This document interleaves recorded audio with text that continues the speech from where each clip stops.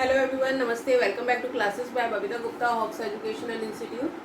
तो देखिए, आज की इस वीडियो में हम बात करने वाले हैं कि जो आप लोगों के एमएड और बीएड के एग्जाम्स आने वाले हैं और कुछ यूनिवर्सिटीज़ में एमएड फोर्थ सेमेस्टर के एग्जाम हो भी चुके हैं, तो उनमें आप आंसर शीट किस तरीके से लिखें, किस तरीके से आपको अपना आंसर्स लिखना चाहिए, तो वो हम फुल डिटेल में देखेंगे। इससे पहले आप चैनल को लाइक सब्सक्राइब जरूर करें, शेयर करें और दूसरों के साथ भी नॉलेज को ज़रूर बांटें। और देखिए, डिस्क्रिप्शन बॉक्स में आप लोगों को जो हमारे सोशल मीडिया के अदर लिंक्स हैं वो भी मिल जाएंगे, तो आप उन लिंक्स पर जाकर हमारे इंस्टाग्राम चैनल को ज़रूर फॉलो करें और फेसबुक पे भी आप जाकर हमें ज़रूर ज्वाइन करें। तो देखिए, आज का जो है हम बात कर रहे हैं बीएड और एमएड की। तो देखिए, इसका मैं अलग अलग वीडियो की मैं बीएड वाले बच्चों के लिए अलग वीडियो बनाऊँ, एमएड वाले बच्चों के लिए अलग वीडियो बनाऊँ, क्योंकि दोनों का पैटर्न सेम है। तो इसीलिए मैं एक ही वीडियो में बता रही हूँ। अगर फिर भी आप चाहते हैं कि मैं अलग अलग वीडियो बनाऊँ तो आप मुझे कमेंट बॉक्स में लिख के बताना, तो नेक्स्ट में आपके लिए जैसे एमएड वाले बच्चों के लिए अलग से वीडियो बना दूंगी। तो देखिए, आप लोगों का बीएड में अब अगर हम बात करें तो BEd first semester and second of first year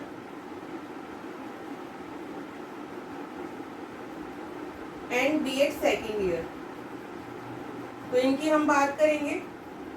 कुछ यूनिवर्सिटी में सेमेस्टर वाइज भी होता है, जैसे सेमेस्टर 1, सेमेस्टर 2, सेमेस्टर 3 या सेमेस्टर 4, तो 4 सेमेस्टर में डिवाइड होता है। एमएड की हम बात करें तो एमएड में क्या सेमेस्टर होते हैं, 4 सेमेस्टर आपको होते हैं, क्योंकि ये 2 साल की होती है आपकी एमएड, और 2 साल में क्या होता है आप लोगों को ईयर सेमेस्टर वाइज होता है ये। तो इसमें भी क्या है आपका first semester, second semester, third semester and fourth semester. अब बात आती है कि जब बच्चे एग्जाम आने वाले होते हैं, मोस्टली तभी पढ़ाई शुरू करते हैं ना, तब उनको टेंशन हो जाती है कि अब एग्जाम में हम किस तरीके से लिखें। जो कि मैं हमेशा बोलती हूँ बच्चों को, देखिए आप लोगों के लिए मैं डेली बेसिस पे कोई ना कोई टॉपिक आज जरूर शेयर करती हूँ, तो उसमें मैं आप लोगों को बोलती जरूर हूँ कि जो भी बच्चे बीएड एमएड वाले हैं या कोई भी आप कोर्स कर रहे हैं, तो एंड टाइम पे ना पढ़ें, आप अपने एग्जाम की तैयारी स्टार्टिंग से करके रखें। और स्पेशली जो थियोरेटिकल एग्जाम होते हैं आप लोगों की, तो आप खुद को 5 to 6 मंथ का टाइम दें कि उसमें आप अपने आप को प्रिपेयर कर सकें उस चीज़ के लिए।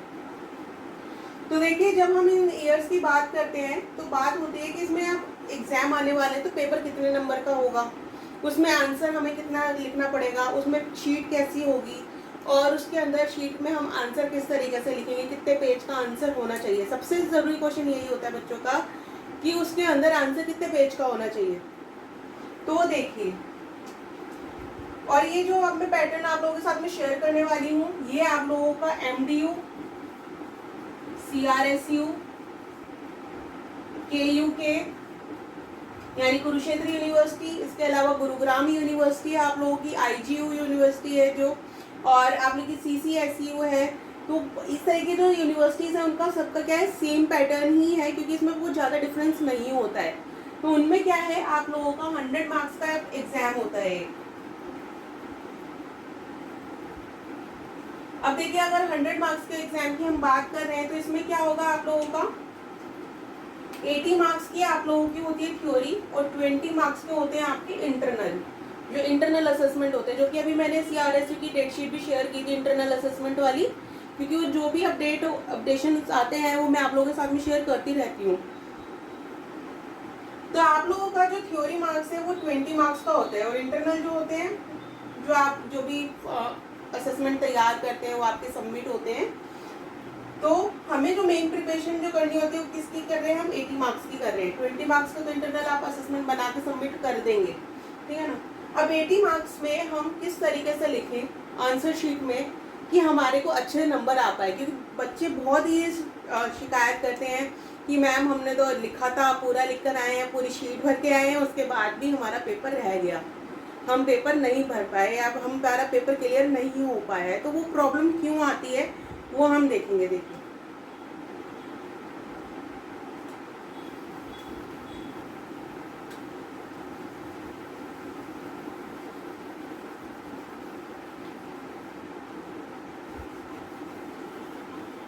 तो देखिए, जब हम 80 मार्क्स की बात कर रहे हैं कि आप लोगों का 80 मार्क्स की थ्योरी है,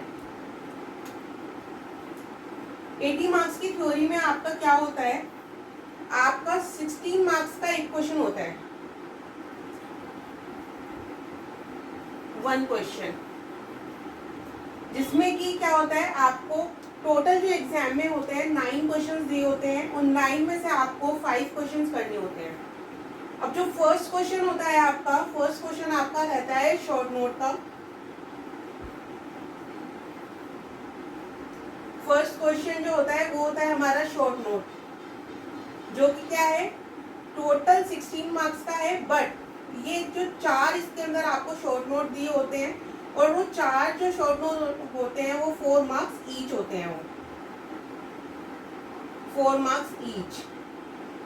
तो इस तरीके से करके ये क्या है, कितने का हो गए, 16 मार्क्स के हो गए। और ये कंपलसरी है, इसको आप छोड़ नहीं सकते। अगर आप छोड़ेंगे तो ये मार्क्स गए आपके 16 मार्क्स, ठीक है ना। वो अब आपके ऊपर है कि आप वो चाहते हैं करना या नहीं चाहते हैं। तो अगर आप इसको अटेम्प्ट किस तरीके से करें कि आपका पूरा पेपर भी हो जाए और कुछ छूटे भी ना। इसमें क्या है, सबसे पहले तो आपको चाहिए होगी स्पीड, क्योंकि अगर आपकी स्पीड अच्छी नहीं है तो आप उसको नहीं कर पाएंगे। आपकी स्पीड अच्छी होनी चाहिए, आपकी राइटिंग अच्छी होनी चाहिए, आपके अंदर इंटेलिजेंस होनी चाहिए कि किस तरीके से आप उस शीट को यूज करेंगे। तो अब इसमें बात कर लेते हैं। फर्स्ट क्वेश्चन हमने बताया कि आपका शॉर्ट नोट का है 4 मार्क्स का। बाकी की आपको 4 यूनिट्स दी होती है, जैसे फर्स्ट यूनिट है, सेकेंड यूनिट,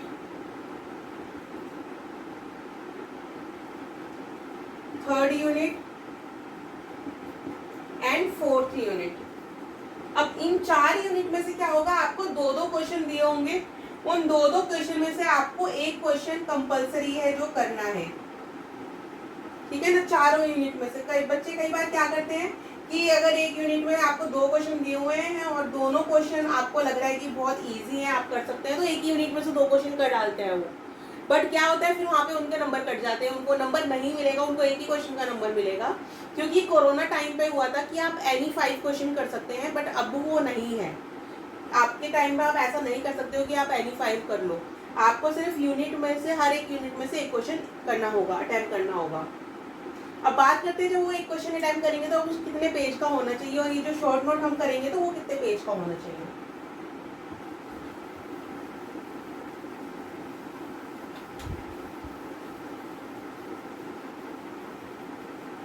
और देखिए बीएड और एमएड दोनों के लिए मैं बता रही हूँ। और जो डीएलएड का पैटर्न होता है, क्योंकि डीएलएड के बच्चे भी मेरे साथ जुड़े हुए हैं, बीए बीएड के भी जुड़े हुए हैं, तो डीएलएड और बीए बीएड का पैटर्न अलग होता है। तो उसके लिए मैं आप लोगों के लिए सेपरेट वीडियो बना दूंगी। बट जो बीएड और एमएड है, इनका पैटर्न सेम है, तो इनकी हम बात अभी कर रहे हैं। तो देखिए अब इसमें हम बात करते हैं, जो हमारा 4 मार्क्स का क्वेश्चन है और हमारा 16 मार्क्स का क्वेश्चन है, उसको हम कितने पेजेस में करें। तो इसके लिए हमें पहले जानना पड़ेगा टोटल शीट्स।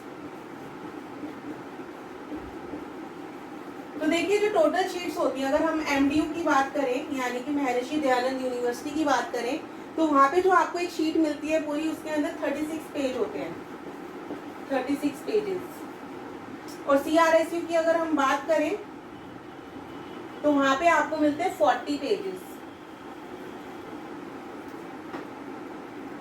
तो देखिए अगर आप 40 पेजेस को आपको 5 क्वेश्चंस करने हैं, तो अगर आप इसको डिवाइड करके देखेंगे 5 क्वेश्चन से, तो कितना आ जाएगा, 8 है ना। तो यानी कि 8 शीट्स पे तो आपको एक क्वेश्चन करना पड़ेगा ना। और यही जो चीज है ये एमडीयू के साथ होती है। इसमें क्या है, आप लोगों को, आप बेसिकली ये मान के चलिए कि आपका जो एक आंसर है वो 6 से 7 शीट पे होना ही चाहिए। यानी कि 6 to 7 शीट्स आपको करनी है अगर आपका जो लॉन्ग क्वेश्चन है 16 मार्क्स का।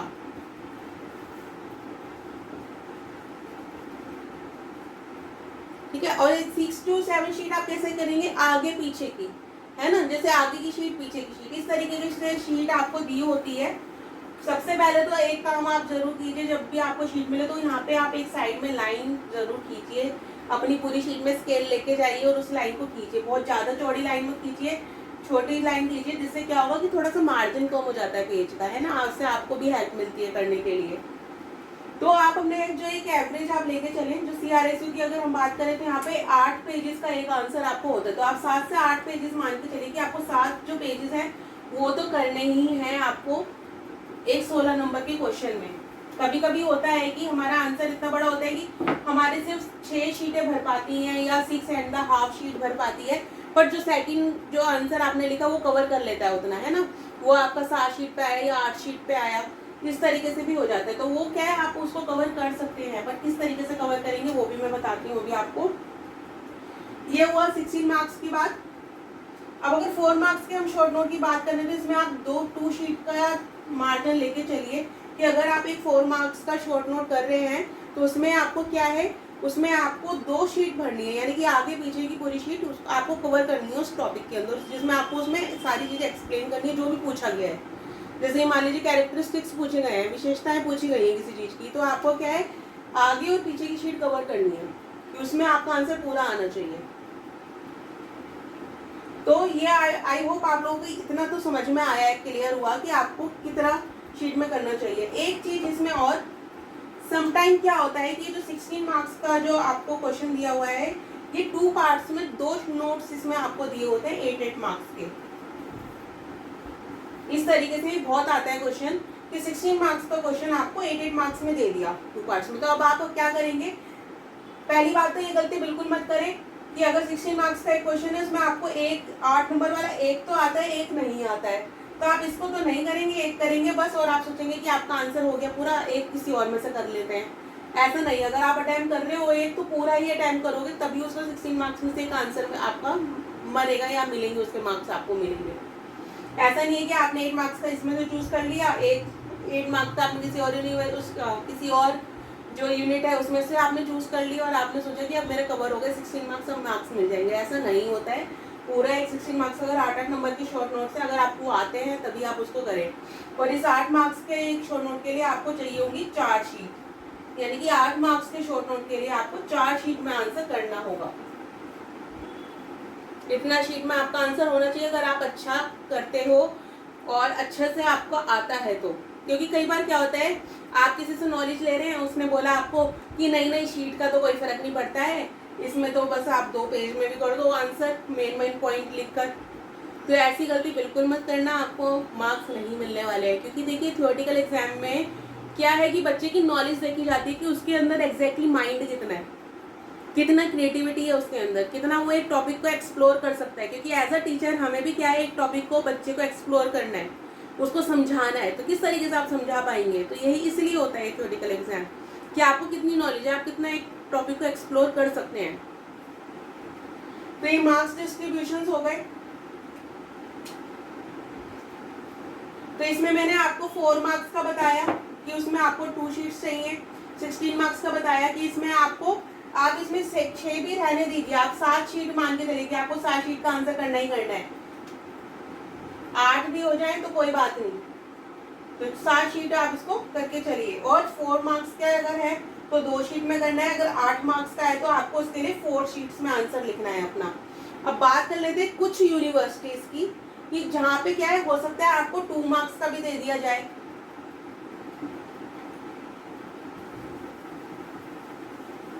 यानी कि एक क्वेश्चन अगर MDU CRSE में ऐसा नहीं होता कि आपको 2 मार्क्स का क्वेश्चन आ रहा है, आपको 4 मार्क्स का आएगा, 16 मार्क्स का आएगा, 8 मार्क्स का आएगा, जो कि मैं आपको बता चुकी हूँ। पर मैं एक्सेप्शनल यूनिवर्सिटीज़ की बात कर रही हूँ, कुछ यूनिवर्सिटीज़ की, कि वहाँ पे क्या है कि अगर 2 मार्क्स का अगर आपको एक क्वेश्चन आता है तो वो आपको फिर करना होता है 1 पेज पे। ये आपको 1 शीट पे करना है, यानी कि हाफ से 1 शीट आप लेके चलिए कि 2 मार्क्स का आपको करना है। ये एक्सेप्शनल यूनिवर्सिटीज़ के लिए मैं बोल रही हूँ। जो MDU CRSE वाले बच्चे हैं या IGU के बच्चे हैं, जो मैंने अभी स्टार्टिंग यूनिवर्सिटी में बताई थी, उनका जो क्वेश्चन पैटर्न है वो यही रहता है। उनका 4 मार्क्स, 16 मार्क्स, और अगर 16 को ब्रेक कर दिया तो यही क्या हो जाता है, 8 मार्क्स का। इससे ज़्यादा उसमें मार्क्स डिस्ट्रीब्यूट नहीं होते हैं, इतना ही होता है। और ये आप लोगों को आई होप शीट्स का क्लियर हो गया। अब आंसर किस तरीके से लिखें ताकि आपको मार्क्स गेन कर पाए उसमें, वो देख लेते हैं हम।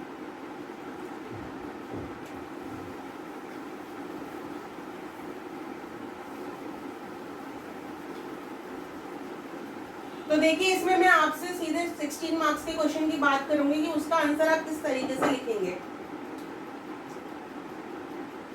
ये 16 मार्क्स का क्वेश्चन आप लिखने वाले हैं, आपको 8 शीट भरनी है।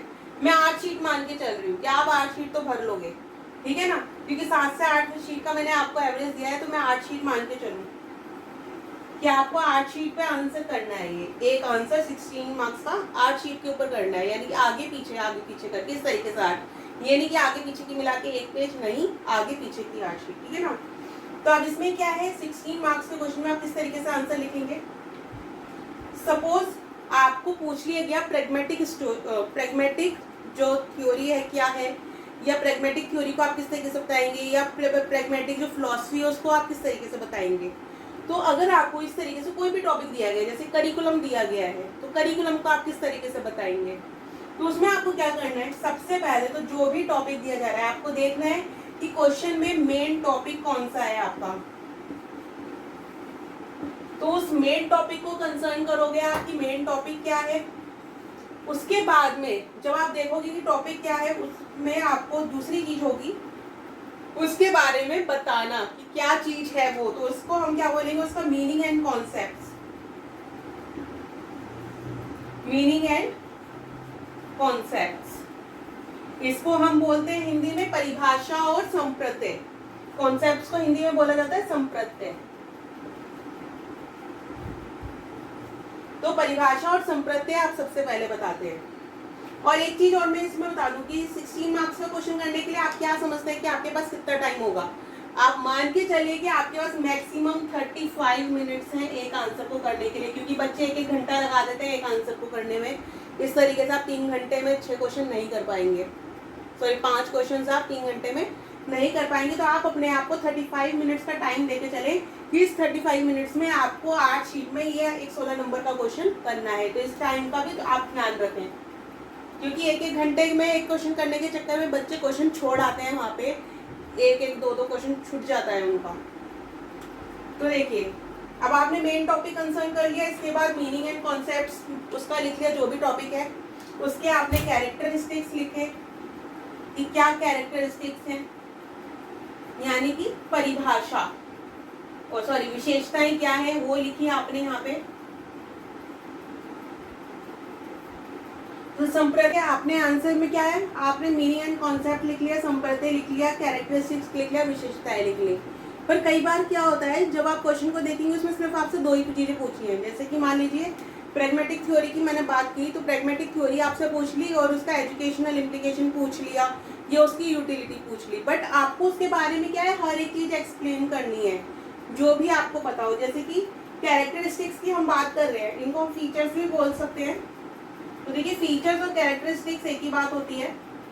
इसके अलावा आप उसके मेरिट्स बता सकते हैं, एम्स एंड ऑब्जेक्टिव्स बता सकते हैं, एम्स एंड ऑब्जेक्टिव्स। इसके अलावा आप उसके क्या है, मेरिट्स बता सकते हैं, डीमेरिट्स बता सकते हैं। तो डीमेरिट्स तो देखिए बहुत ही कम पूछे जाते हैं, तो डीमेरिट्स का हम अवॉइड भी कर सकते हैं। हम क्या कर रहे हैं, हमने इसकी कैरेक्टरिस्टिक्स बता दी, एम्स एंड ऑब्जेक्टिव्स बता दिया। टीचर का जो रोल होता है, टीचर रोल हम बता सकते हैं, जो कि मैं आप लोगों के साथ में ऑलरेडी शेयर कर चुकी हूँ कि अगर आपको किसी भी क्वेश्चन में टीचर रोल पूछा जाए तो किस तरीके से लिखेंगे। रोल ऑफ द टीचर अगर आप सर्च करेंगे तो आपको मिल भी जाएगा। तो रोल ऑफ द टीचर करके बाय बबीता गुप्ता मैम अगर आप सर्च करेंगे तो आपको यूट्यूब पे इजीली मिल जाएगा। तो टीचर रोल आप लिख सकते हैं। इसके अलावा एजुकेशनल इम्प्लीकेशन आप लिख सकते हैं कि शैक्षिक योग्यता क्या है उसका, या शैक्षिक निहितार्थ उसका क्या होता है।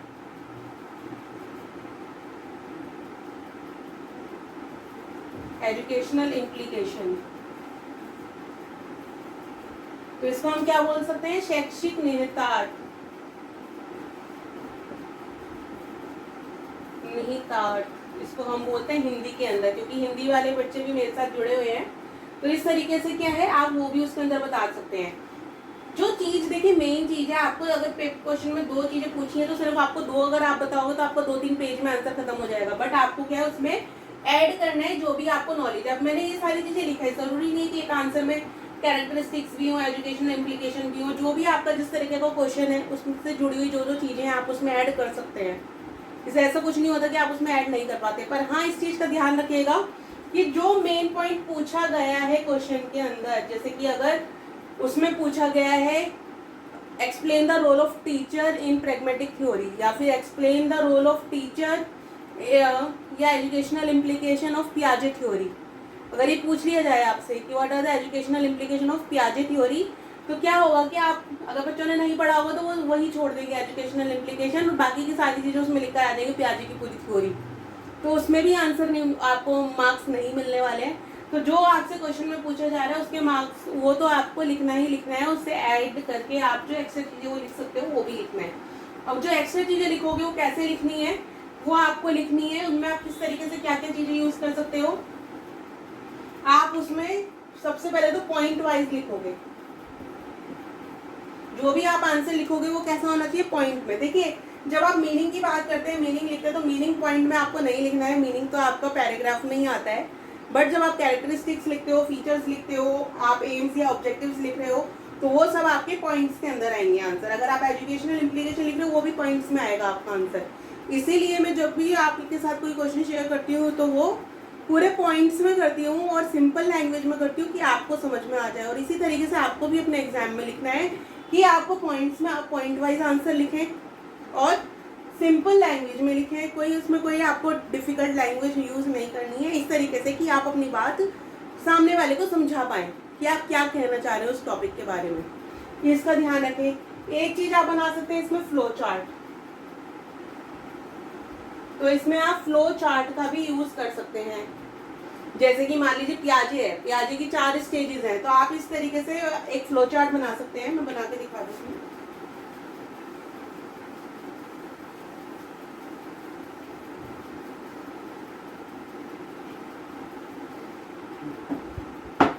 जैसे कि मान लीजिए आपने यहाँ लिखी है पियाजे theory, पियाजे theory of cognitive development.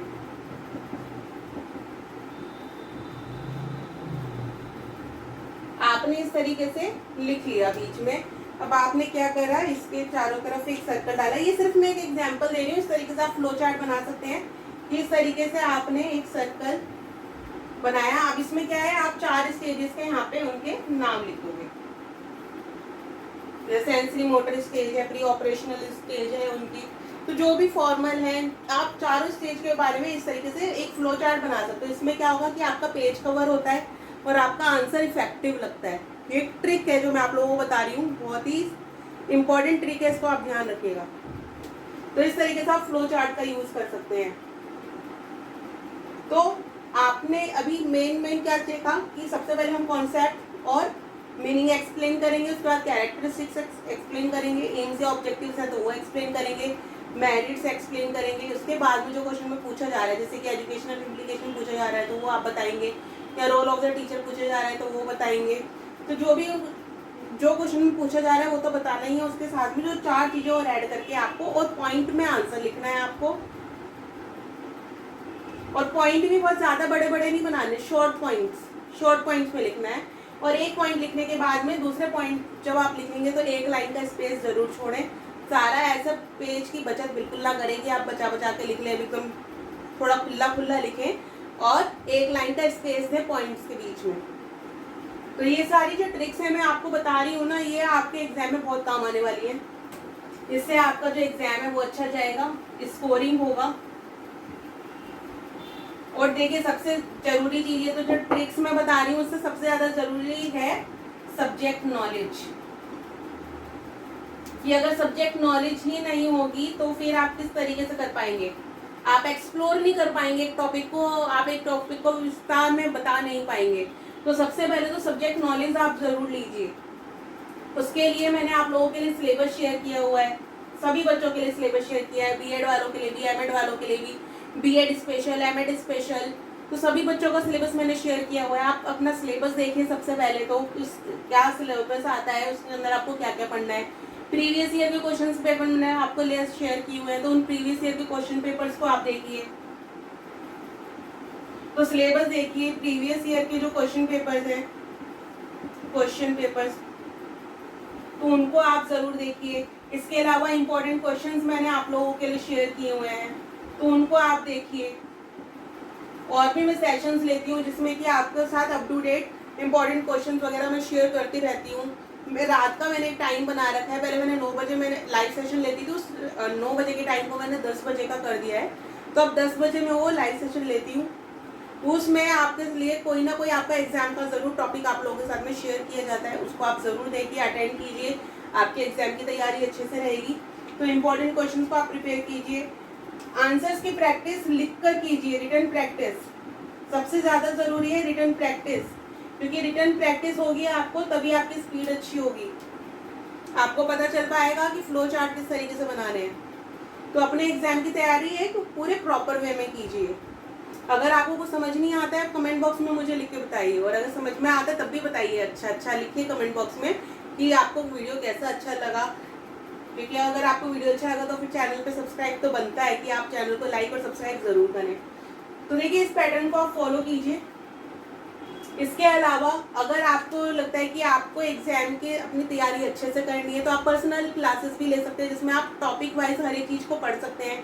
तो उसके लिए मैंने कॉन्टैक्ट नंबर भी डिस्क्रिप्शन बॉक्स में दिया हुआ है, तो उस कॉन्टैक्ट नंबर पे आप फ़ोन करके अपना जो क्लास है वो ले सकते हैं। तो पर्सनल क्लासेस भी आपको ऑनलाइन जो क्लासेस होती हैं वो प्रोवाइड करवाई जाएंगी, तो उसमें आपका क्या है, अपने सब्जेक्ट के जो भी आपकी तैयारी है वो अच्छे से हो पाएगी। तो आप अपने एग्जाम की तैयारी अच्छे से कीजिए, किस तरीके से क्वेश्चन पेपर आता है, कैसे उसमें आंसर शीट लिखनी होती है, कैसे मार्क्स डिस्ट्रीब्यूट होते हैं, कितने पेज में आंसर होता है, ये सब मैंने आप लोगों के साथ में पूरा डिटेल में बताया है। और आई होप इससे आपको अपने एग्जाम की तैयारी करने में बहुत हेल्प मिलेगी। तो इसी तरीके से आप अपने एग्जाम की तैयारी बना के रखिए और मेरे साथ बने रहिए। आप लोगों के लिए जो टॉपिक्स हैं वो मैं लाती रहूँगी, जैसे कि कोलबर्ग की थ्योरी मैंने आप लोगों के साथ में शेयर की, पियाजे की थ्योरी शेयर की, एनसीएफ शेयर किया, वाइगोत्स्की की थ्योरी भी मैंने आप लोगों के साथ में शेयर की है, गार्डनर की थ्योरी शेयर की है। ये सब इंपॉर्टेंट थ्योरीज हैं आप लोगों के लिए और इम्पोर्टेंट टॉपिक्स हैं, बहुत सारे टॉपिक्स हैं जो मैं अब तक शेयर कर चुकी हूँ, तो वो सब आपको प्लेलिस्ट में मिल जाएंगे। तो देखिए, प्लेलिस्ट पर ज़रूर जाइए, और जो भी आपके एग्जाम की प्लेलिस्ट है सब्जेक्ट वाइज जो भी प्लेलिस्ट बनी हुई है, जैसे सीटेट की आप तैयारी कर रहे हैं तो सीटेट की प्लेलिस्ट बनी हुई है वहाँ पे, सीटेट पेपर 1 और सीटेट पेपर 2, तो वहाँ पे जाकर आप अपने एग्जाम की तैयारी कीजिए। इसी तरीके से बीएड के लिए, एमएड वालों के लिए प्लेलिस्ट बनी हुई है, और जो फ्यूचर में जो वीडियोस आएंगे वो तो अपडेट होते ही रहेंगे आप लोगों के साथ में। तो इस तरीके से आप अपने एग्जाम की तैयारी करते रहिए और अपना प्यार इसी तरीके से बना के रखिए। चैनल को लाइक सब्सक्राइब जरूर कीजिए, शेयर कीजिए और दूसरों के साथ भी नॉलेज को जरूर बांटिए। तो चलिए, आज का सेशन यही ओवर करते हैं। अभी के लिए थैंक यू, धन्यवाद।